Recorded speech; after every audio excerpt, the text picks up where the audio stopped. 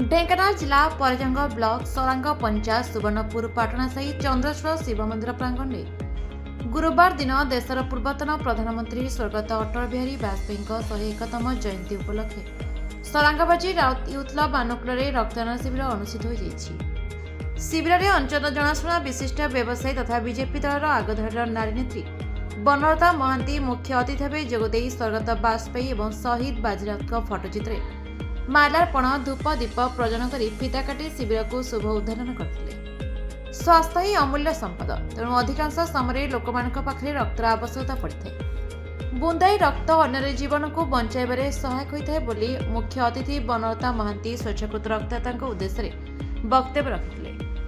आयोजित यूथ क्लबर सभापति विकास कुमार साहू तत्वावधान में परिचालित शिविर में ग्राम्य कमिटी सभापति कुलमणि दास समिति सभ्य वासुदेव दास और बहु मान्यगण अतिथि जोगदेइथिबा दृश्य देखा मिलता। क्लबर 30 रु ऊर्ध्व सदस्य उपस्थित रही श्रृंखला सहित शिविर को परिचालित करते। तालचेर उपखंड स्तरीय ब्लड बैंक डाक्तर टेक्नीशियन और कर्मचारी माने आसी स्वेच्छाकृत रक्तदाता 60 यूनिट रक्त संग्रहित करते। परिशेषରେ क्लब सभापति ग्राम कमिटी सभापति और मान्यगण अतिथि रक्तदान करथिबा रक्तदाता को मानपत्र प्रदान करथिले।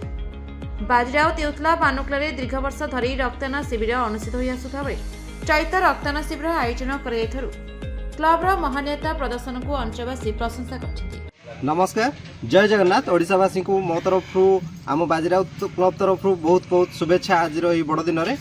तो आम बाजीराउत यूथ क्लब 2019 मसीह आमर ये संगठी स्टार्ट करूँ। आज आम अटल बिहारी वाजपेयी जी जन्मदिवस उपलक्षे 101तम जन्मदिवस उपलक्षे आम ये ब्लड डोनेशन कैंप टी अनुष्ठित करूँ।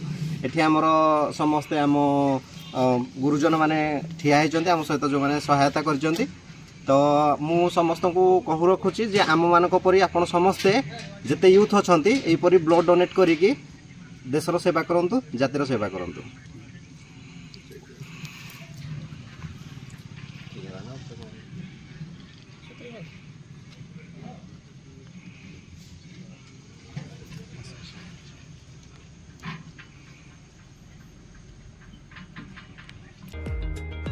ढेंकानाल जिला परजंग ब्लॉक निर्मल गणनायक रिपोर्ट ना ओडिशा न्यूज।